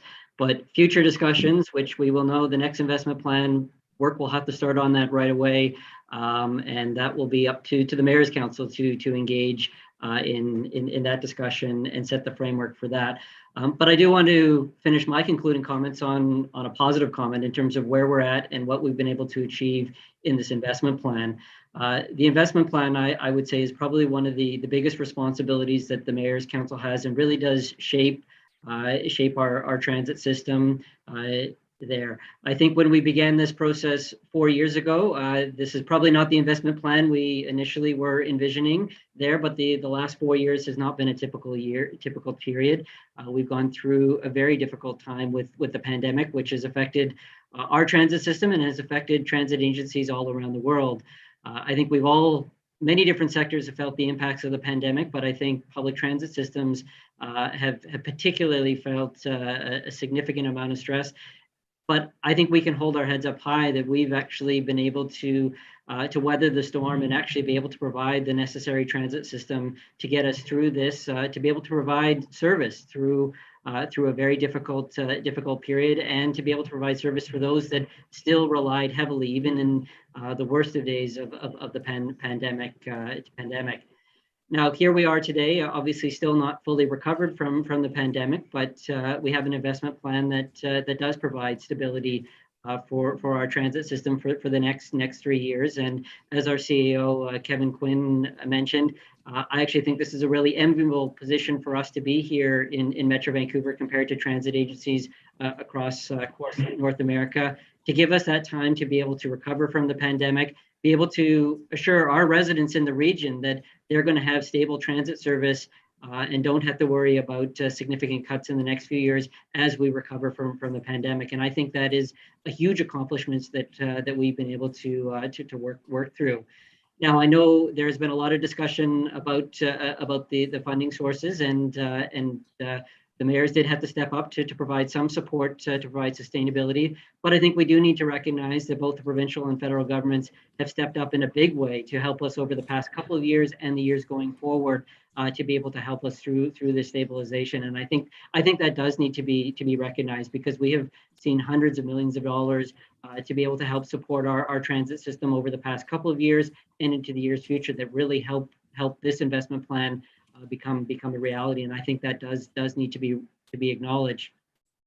Now, although I think this investment plan is largely a stabilization plan that keeps us going, keeps our really good transit system in Metro Vancouver stable in the years to come, there are a few improvements that are included in this, and a few of them have been mentioned by my colleagues. First and foremost, the SkyTrain project south of the Fraser, along the Fraser Highway. Finally, this is a project we've been talking about for a number of years, has support provincially and federally, but now this investment allows that to be a fully funded project, and a project that is able to move forward. We've seen the population growth and the ridership growth, even recovering from the pandemic south of the Fraser River. So these types of investments in that part of our region are incredibly important. Another big priority for this Mayor's Council has been our low carbon fleet strategy, and how we as a transit agency are helping to address the climate emergency that we know is upon us here. And this investment plan does allow us to aggressively move towards shifting our bus fleet to electric bus fleet and really get that low carbon fleet strategy underway in a very serious way. And I think that's a major step forward and a major accomplishment that I think we can all hang our heads up high and be proud that we've been able to work through. So I'd like to acknowledge the team at TransLink that have worked hard to be able to get us to this point, our partnerships with the TransLink board and the provincial government, who've obviously been significant partners in this. But I think we also know that a lot more work needs to be done. Even as we're looking at adopting the investment plan right now, work needs to be done almost immediately on the next investment plan, because the next 3 years will go by quickly. And not only do we need to make sure that we're continuing to provide our core transit service and continue to provide stable transit service in our region, we're also a region that has bold plans to expand and improve transit in the region. And we know that's going to take a future investment plan to do that. To get us to that point, and it's been acknowledged by a number of speakers around the table here this morning, we are going to have to be looking at new ways to fund and sustainably fund transportation.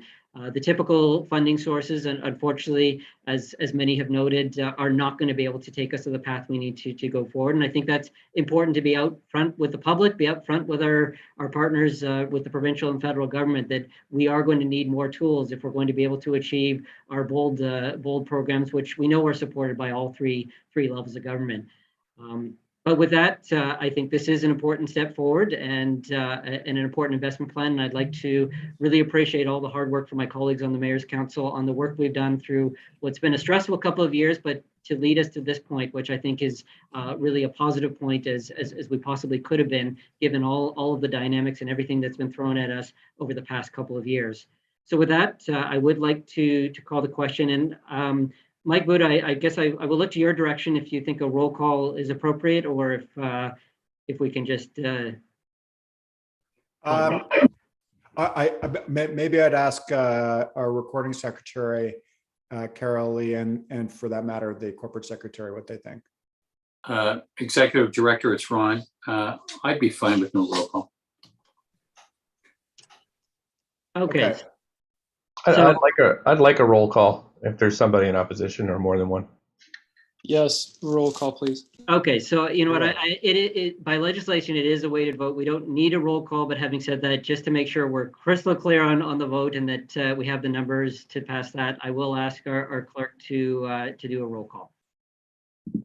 Thank you, Chair Cote. I will ask Mayor's Council members to indicate whether they are voting for or against the 2022 investment plan. And I'll call them by alphabetical order by municipality. So I'll start with Ann Moore and Mayor McEwen. I will be voting in favor reluctantly. Thank you. Belcarra, Mayor Ross. I'm voting in favor. Thank you. Bowen Island, Councillor Morse. In favor. Thank you. Burnaby, Mayor Hurley. In favor. Coquitlam, Mayor Richard Stewart. In favor. Thank you. Delta, Mayor Harvey. In favor. Electoral Area A, Director McCutcheon. In favor. Langley City, Mayor Vanderbroek. In favor. Langley Township, Mayor Froese. In favor. Lions Bay, Mayor McLaughlin.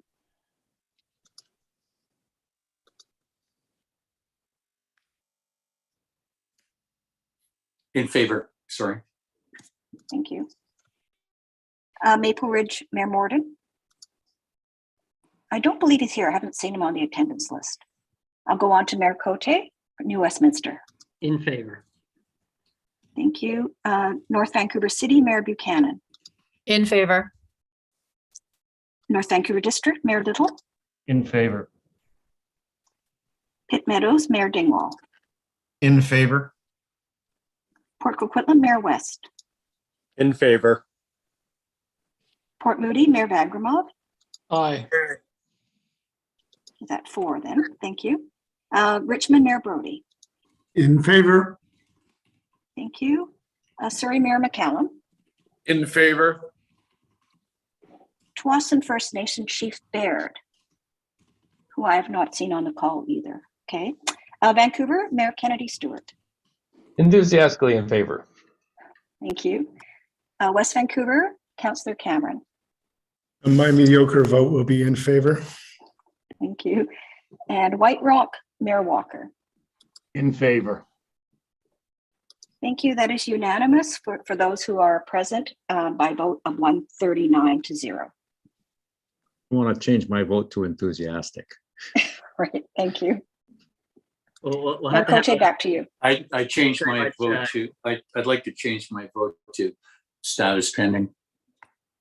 Okay, so the vote is complete. Thank you very much, everyone, for that. And I will note it was unanimously passed, the investment plan. So really appreciate all of the work and the discussion that has led up to this process. I am going to pass it back to Chair Cunningham just to conclude the meeting. Well, thank you very much, Mayor Cote, and congratulations, I think, to everybody that's been involved. And I'm very pleased that that the investment plan is passed, and I know that the leadership team and everybody that worked on this at TransLink appreciates your support. So on that note, can I have a motion to adjourn the meeting? So moved. Thank you. Second. Thank you. And all in favor? Aye. Thank you all very much. And we'll see you, I think, in a month for another joint meeting. And we'll look forward to that when we go through that process.